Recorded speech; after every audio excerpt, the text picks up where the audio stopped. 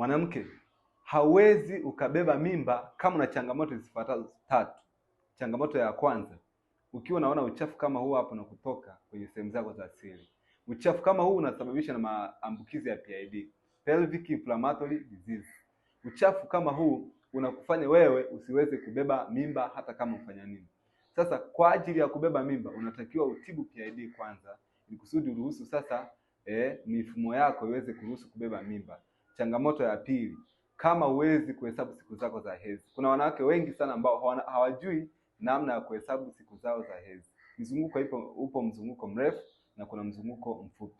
Jitahidi sana uweze kujua namna ya kuhesabu siku zako za hedhi. Kama hujui, chukua namba yangu kwenye bio kwa ajili ya kunipigia niweze kukuelekeza. Changamoto nyingine ni vile ambavyo unakuwa unajisikia maumivu makali sana kwenye tumbo la chini. Haya maambukizi, unaweza ukawa na fibroid au vimbe katika via vyako vya uzazi. Hauwezi ukabeba mimba kama una dalili kama hizi hapa nilizozitaja. Jitahidi sana kama kuna dalili mojawapo unaiona katikati ya hizi 3, uweze kuchukua namba yangu kwenye bio uweze kunipigia. Asante.